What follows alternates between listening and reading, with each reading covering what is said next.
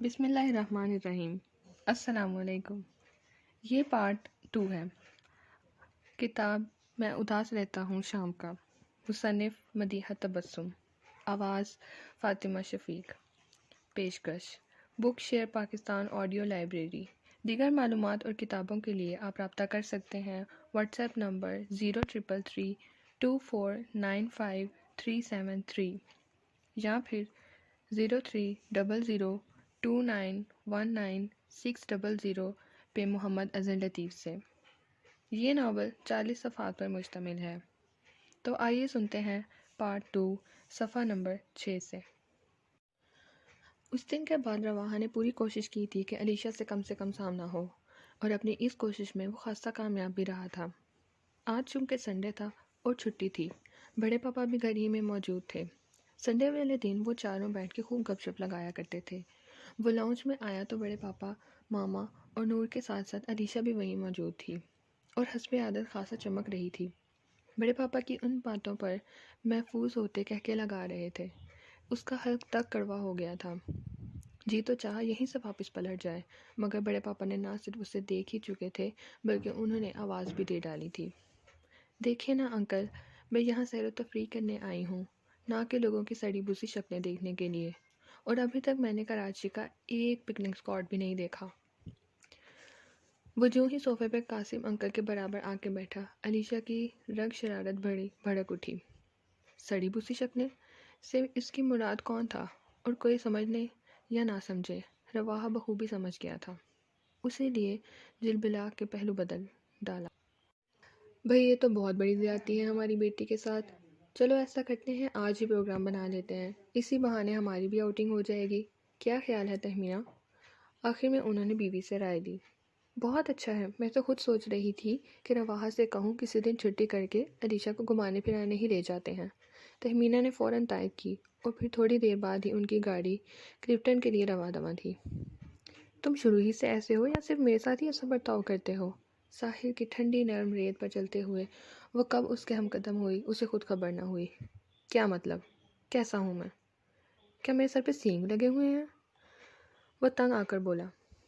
اگر پاگلوں کے سر پہ سینگ ہوتے تو آئی بلیو کہ تمہارے سر پر بالوں سے زیادہ سینگ ہوتے۔ وہ مسکراتے ہوئے زہر سے بھی زیادہ بری لگی۔ میرے سر پہ سینگ ہو یا بال، تمہیں اس سے مطلب؟ وہ سخت لہجے میں گویا ہوا۔ مطلب نکلنے اور نکالنے میں کون سی دیر لگتی ہے؟ چپ رہنا تو اس نے بھی نہیں سیکھا تھا۔ شٹ اپ، مجھے فضول میں فری ہونے والی لڑکیاں بالکل اچھی نہیں لگتی۔ وہ دہاڑا۔ اس کی دھاڑ پر سہمنے کی بجائے وہ کھلکھلا کر ہنس پڑی۔ اور مجھے فضول میں جلنے کڑنے والے لوگ بالکل اچھے نہیں لگتے۔ ادھار رکھنے والی تو وہ بھی قائل نہیں تھی۔ تمہیں کیا اچھا لگتا ہے، کیا برا لگتا ہے، مجھے اس سے کوئی سروکار نہیں۔ تن خود لہتے میں کہتا وہ اس سے آگے بڑھ گیا۔ بالکل اسی طرح مجھے بھی اس سے کوئی سروکار نہیں کہ تمہیں فضول میں فری ہونے والی لڑکیاں بری لگتی ہیں یا چپ چاپ رہنے والی۔ وہ ڈھیٹوں کی ملکہ اس کے پیچھے ہی چلی آئی۔ تم آخر چاہتی کیا ہو؟ وہ جیسے زچ ہو گیا۔ تمہیں تو بالکل بھی نہیں۔ وہ ایک مرتبہ پھر اپنی باتوں کی خود ہی انجوائے کرتی، کھلکھلاتی۔ رواحہ کا جی چاہا اسے اٹھا کر پانی میں پٹک دے۔ خود کو بھی کہنے سے باز رکھتے ہوئے وہ سر جھکائے ہوئے آگے بڑھ گیا۔ بس اتنی جلدی ہار گئے؟ علیشہ نے گویا اس کی خاموشی کا پھر مزہ لیا۔ اسی وقت نور اسے آواز دینے لگی تو وہ ایک مسکراتی نگاہ اس پر ڈال کر نور کی طرف بڑھ گئی۔ رواحہ نے بلا ٹل جانے پر خدا کا شکر ادا کیا۔ بیٹا تم ایسا کرو کہ گھر چلے جاؤ، تمہاری ماما کا فون آیا ہے، نور اور علیشہ نے کچھ شاپنگ وغیرہ کرنی ہے۔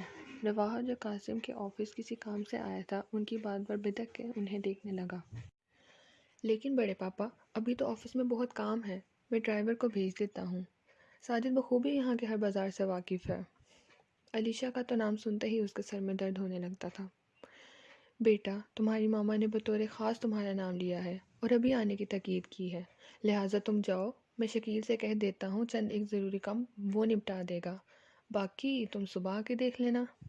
انکار کی تو اب گنجائش ہی نہیں رہی تھی، تو ان کرن اسے اٹھنا ہی پڑا۔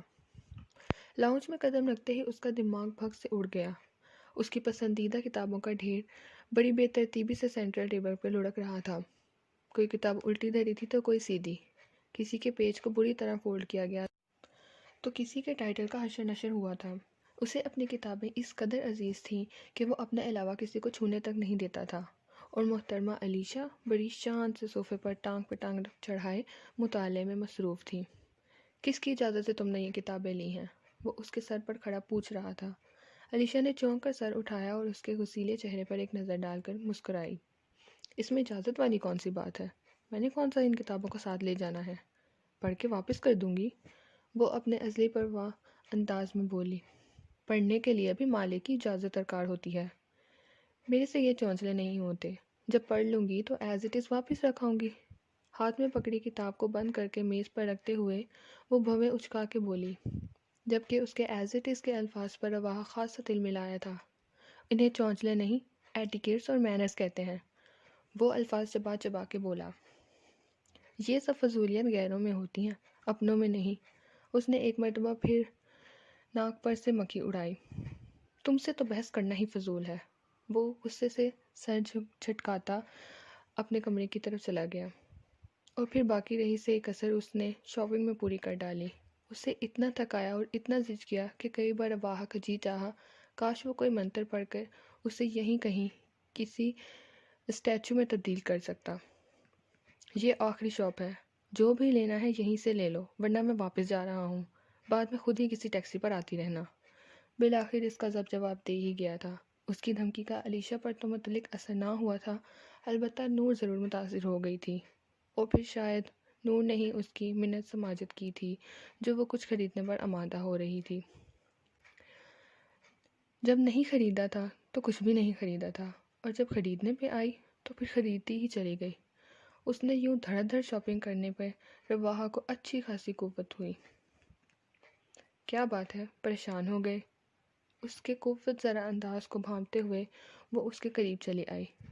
میں کیوں پریشان ہونے لگا؟ تم لے لو اگر مزید کچھ لینا ہے تو۔ خلاف توقع وہ بڑے تحمل سے بولا تھا۔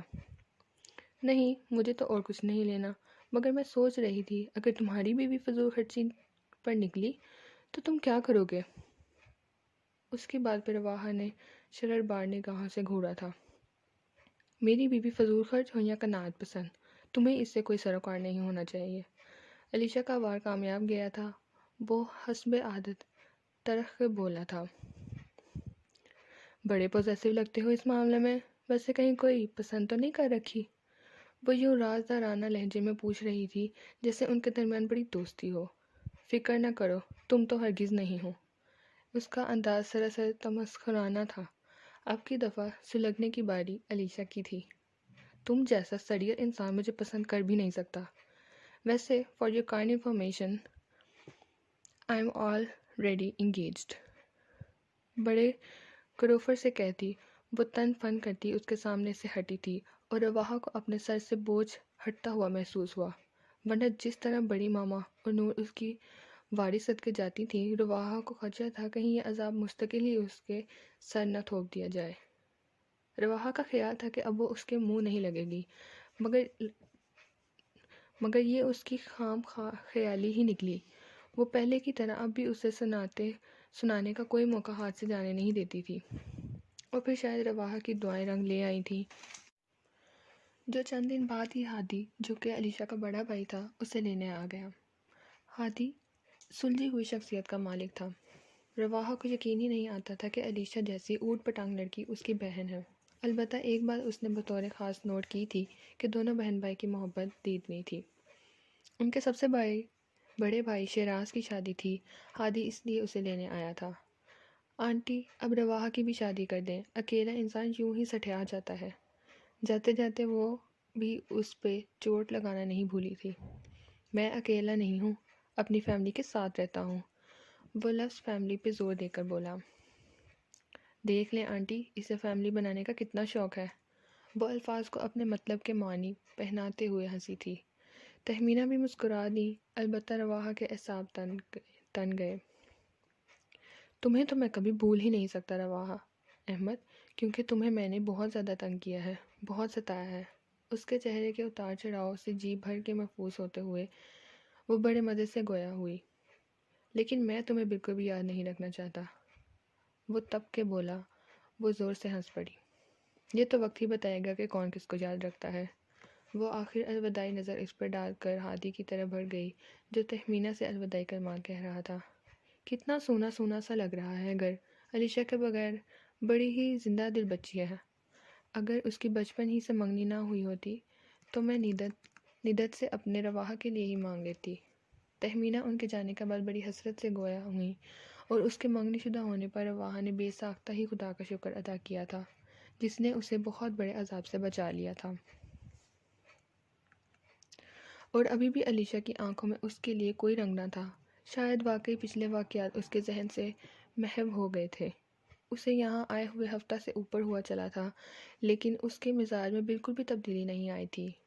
رواحہ محسوس کر رہا تھا وہ سب سے ہی اسے چیئر اپ کرنے کی کوشش کر رہے تھے لیکن کچھ غلط ضرور تھا جس سے سب واقف تھے ماں سوائے اس کے، اور اسے شاید اس لیے نہیں بتایا گیا تھا کہ وہ تو علیشا کے نام سے بھی خار کھاتا تھا۔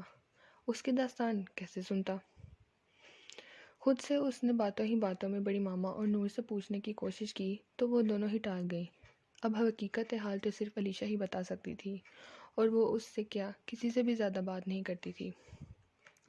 رواحہ، موسم تبدیل ہو رہا ہے بیٹا، نور نے کچھ شاپنگ کرنا تھی، میں چاہ رہی تھی کہ علیشا بھی تو موسم کی مناسبت سے کچھ کپڑے وغیرہ لے آئے، تم آج آفس سے ذرا جلدی آ جانا۔ صبح آفس کے لیے نکلنے سے پہلے بڑی ماما نے اس سے کہا تو اس نے بڑی سعادت مندی سے سر ہلا دیا، اور پھر واقعی وہ شام ڈھلنے سے کچھ دیر پہلے ہی لوٹ آیا تھا۔ نہیں آنٹی، میرے پاس سب کچھ ہے، کسی چیز کی ضرورت نہیں ہے، میں کیا شاپنگ کروں گی، آپ نور کو ہی بھیج دیں۔ تہمینہ نے اسے شاپنگ کا کہا تو اس نے فوراً ہی انکار کر دیا۔ وہ کسی بھی طرح ان پر بوجھ نہیں بننا چاہتی تھی۔ کیوں ضرورت نہیں ہے؟ موسم تبدیل ہو رہا ہے، اب تو سردی لگنے لگی ہے اور تم ابھی تک لان کاٹن کے کپڑوں میں گھومتی رہتی ہو۔ سردیوں میں تو خریدنے کی 1000 چیزیں ہوتی ہیں۔ تہمینہ کی بجائے نور تیز لہجے میں بولی تھی۔ رواحہ خاموشی سے ان کی گفتگو سن رہا تھا، پھر اس نے 1000 نہ کرنے کے باوجود نور سے اپنے ساتھ گھسیٹ ہی لیا تھا۔ علیشا، یہ کارڈیگن دیکھو کتنا خوبصورت ہے، تم پہ بہت سوٹ کرے گا۔ نور نے ایک براؤن کلر کے اسٹائلش سے کارڈیگن کی طرف اشارہ کیا۔ کارڈیگن واقعی بہت خوبصورت تھا۔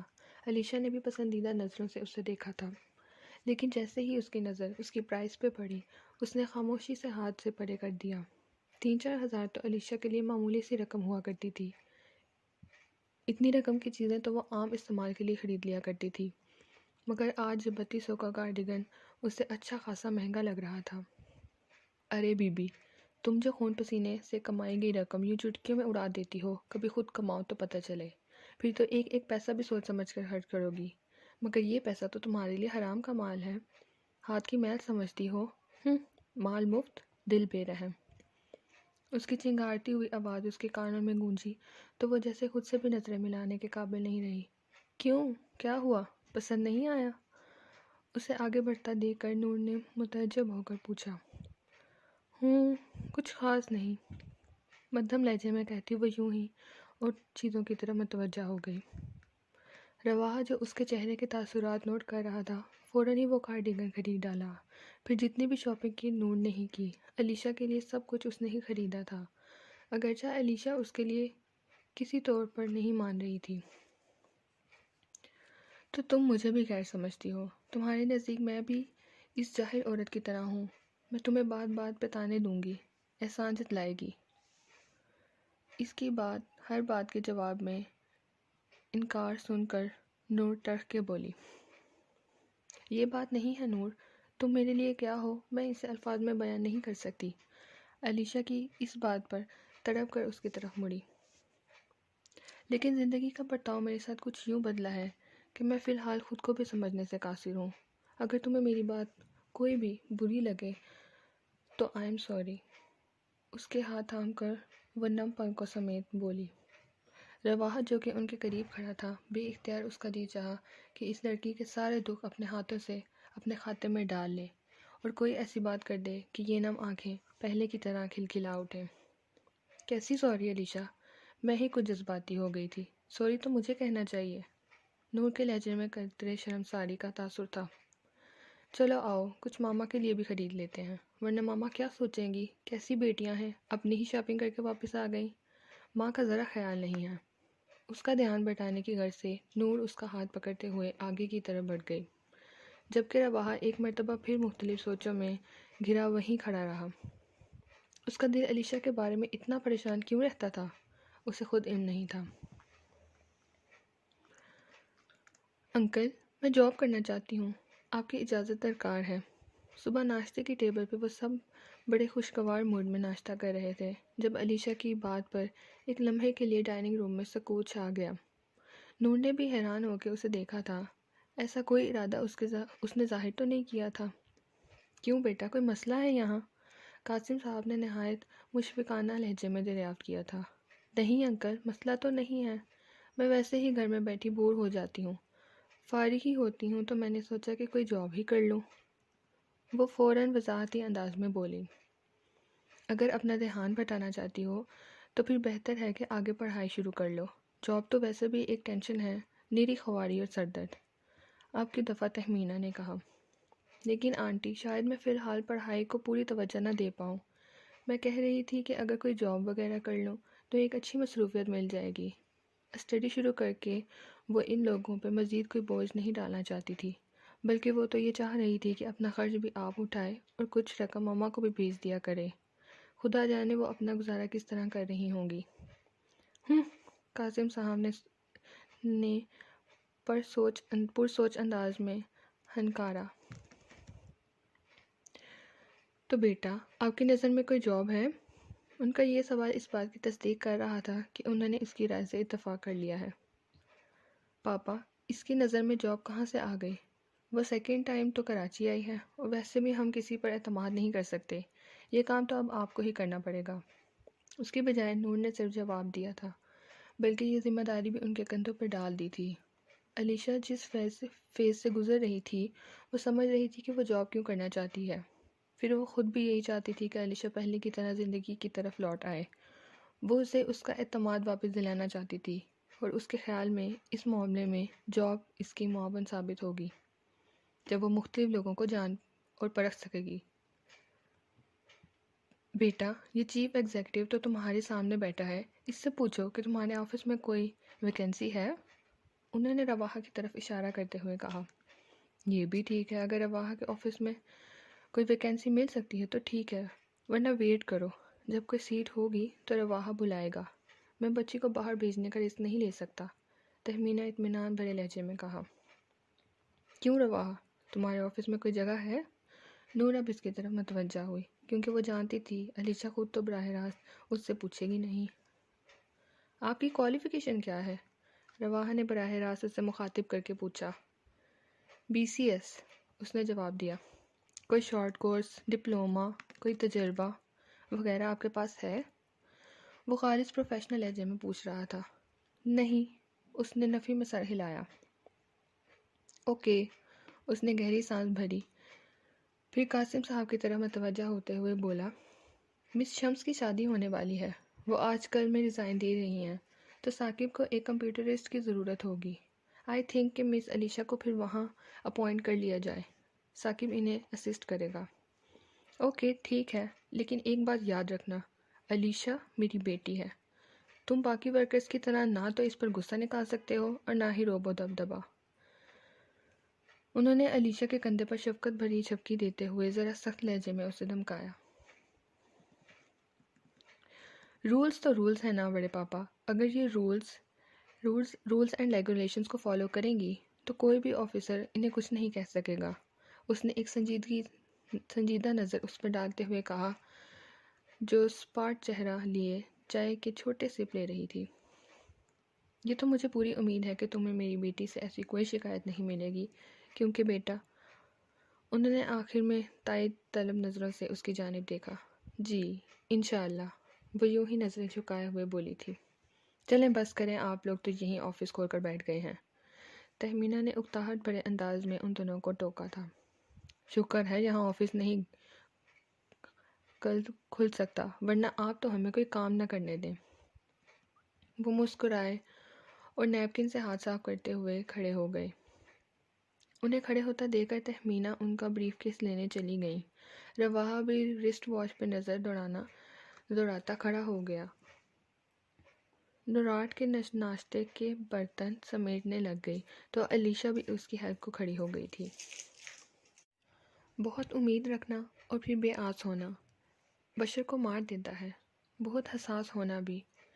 سنو ایک کان سے اور دوسرے سے پھینک دو باہر، بہت تکلیف دہ ہے صاحب احساس ہونا بھی یوں ہی تو ابر رحمت کی طلب کرتا نہیں کوئی۔ ضروری ہے مقدر میں ذرا سی پیاس ہونا بھی، بہت سے قلب رک جاتے ہیں خوشیوں کی خبر پا کر، ہمیں تو خوب جچتا ہے غموں کا راس ہونا بھی۔ ہر طرف بلا کی سردی تھی، گہری دھند نے ہر چیز کو اپنی لپیٹ میں لے رکھا تھا۔ سخت سردی کے باعث ہر چیز ٹھٹری ہوئی محسوس ہو رہی تھی، اور وہ سوچ رہی تھی کہ کاش وہ بھی ایک مجسمہ ہوتی، برف کا مجسمہ یا پھر پتھر کا تراشا ہوا مجسمہ جو زمانے کے سرد و گرم سے بے نیاز ہوتا ہے۔ کسی کا خشک روکھا پھیکا اور تذلیل بھرا رویہ اس پر اثر انداز نہیں ہوتا۔ کوئی پیار سے اسے چھونے یا ایک حقارت بڑی نگاہ ڈال کے آگے بڑھ جائے، وہ سب سے بے نیاز اپنی جگہ اپنے مقام پہ ایستادہ رہتا ہے، اس کے کوئی جذبات کوئی احساسات نہیں ہوتے۔ کل شام آفس سے واپسی پر رواحہ نے اس سے کہا تھا کہ وہ کل آفس جانے کے لیے تیار رہے۔ نور نے رات ہی اس کے کپڑے پریس کر دیے تھے اور اب بھی صبح سے وہ اس کے ساتھ ہی لگی ہوئی تھی، جبکہ علیشہ کا ذہن پچھلے ماہ و سال میں گھوم رہا تھا۔ اسے اچھی طرح یاد تھا جب وہ ISS کے ایگزام سے فارغ ہوئی تھی تو اس کی کلاس فیلوز غفرہ نے اس سے کہا تھا، یار ابھی تو رزلٹ آنے میں ٹائم پڑا ہے، کیوں نہ اس دوران کوئی چھوٹی موٹی جاب کر لی جائے، وقت بھی گزر جائے گا اور ایک مشغلہ بھی ہاتھ آ جائے گا۔ یہی وقت تو گھومنے پھرنے اور انجوائے کرنے کا ہے مائی ڈیئر فرینڈز، شاید تم جانتی نہیں، بدولت دنیا میں صرف راج کرنے کے لیے پیدا ہوئے ہیں، دم چھلا بن کے کسی کی جی حضوری کرنا یہ میرے بس کی بات تو نہیں، نیور۔ گردن اکڑاتے ہوئے اس نے خاصی شان بے نیازی کا مظاہرہ کیا تھا۔ وقت ہمیشہ ایک سا نہیں رہتا علیشہ، کبھی تو سیریس ہو جایا کرو۔ اس کی بے نیازی پہ غفرہ نے اسے آنکھیں نکالتے ہوئے تنبیہ کی تھی۔ مجھے وقت کی کیا فکر، وہ شارک ہے نا، وہ کس دن کام آئے گا۔ اس کے لبوں کے گوشوں میں بڑی خوبصورت مسکان مچلی تھی اور وہ آنکھیں جگر کرنے لگی تھیں۔ شارک کا ذکر یوں ہی اس کا موڈ خوشگوار کر دیا کرتا تھا، جو اس کے لیے ایک خوبصورت احساس تھا۔ دونوں کی نسبت طے تھی اور دونوں ہی ایک دوسرے کو اچھی طرح سمجھتے تھے۔ ہاں تم تو واقعی ہی بہت خوش بخت ہو، غفرہ نے ایک ٹھنڈی سانس بھرتے ہوئے کہا۔ وہ 2 بھائیوں کی لاڈلی اکلوتی بہن تھی۔ باپ بچپن میں ہی وفات پا گیا تھا، لیکن بھائیوں نے کبھی باپ کی کمی محسوس ہونے نہ دی تھی۔ بڑا بھائی باپ کی طرح مشفق تھا تو چھوٹا بھائی بھی کسی دوست جیسا۔ ماں اس کی ماں ہونے کے ساتھ ساتھ پکی سہیلی بھی تھی، اور پھر شارک تھا جو اس کا منگیتر تھا، ہر لحاظ سے مکمل اور خوشحال فیملی سے تعلق رکھنے والا۔ اور سب سے بڑی بات یہ کہ وہ علیشہ کو بہت چاہتا تھا، نہ چاہنے والی بات ہی نہیں تھی اس میں۔ میں خوش بخت ہی نہیں، علیشہ ہوں، علیشہ فرحان۔ اس نے اس کی بات ہنسی میں اڑائی، اور آج تقدیر اس پہ مسکرا رہی تھی، شاید اس وقت بھی اس کی باتوں پہ مسکراتی ہو۔ اور کتنا صحیح کہتی تھی غفرہ کہ وقت ہمیشہ ایک سا نہیں رہتا۔ وقت واقعی بہت بدل جاتا ہے، اور کتنی جلدی بدل جاتا ہے، ہماری توقع سے بڑھ کر جلد اور تیز رفتاری کے ساتھ پیچھے انسان رہ جاتا ہے اس کی گرد کو دیکھنے کے لیے۔ چلو یار، پاپا کہہ رہے ہیں علیشہ سے کہو جلدی آئے، رواحہ تیار ہے۔ وہ اپنی ہی سوچوں کے گرداب میں پھنسی تھی جب نور اونچی آواز سے اسے پکارنے اندر داخل ہوئی۔ تو علیشہ نے سمجھ نہ آنے والے انداز میں اسے دیکھا۔ تو یہ کہ رواحہ کے ساتھ چلی جاؤ گی نا؟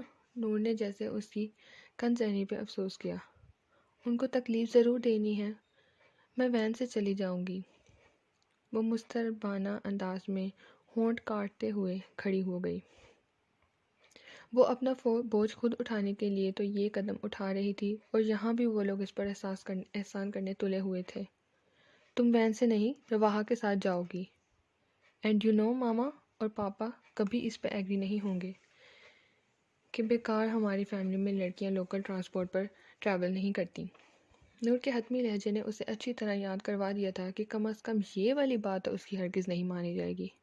اوکے، اس نے گویا ہتھیار ڈال دیے۔ شاباش، گڈ گرل۔ اور سنو، آفس میں زیادہ ڈرنے کی ضرورت نہیں ہے اور نہ ہی سہمنے کی ضرورت ہے۔ پورے دھڑلے سے وہاں کام کرنا۔ تم کوئی عام ورکر نہیں ہو، نور کی کزن ہو، جس نے ایک اشارے پہ تخت سے تختہ ہو سکتا ہے۔ جب تک یہ تگڑی سفارش تمہارے پاس موجود ہے تمہیں کوئی نہیں دبا سکتا۔ اس نے سینہ تان کے بڑے بھڑکیلے انداز میں اسے جوش دلانا چاہا تھا۔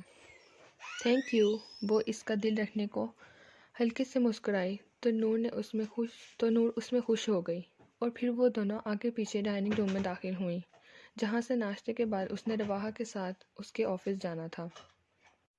آفس نہایت شاندار تھا۔ وہ رواحہ کے ساتھ ہی آفس میں داخل ہوئی تھی، جس پہ کئی سوالیہ منتجب نظروں نے آخر تک ان کا پیچھا کیا تھا۔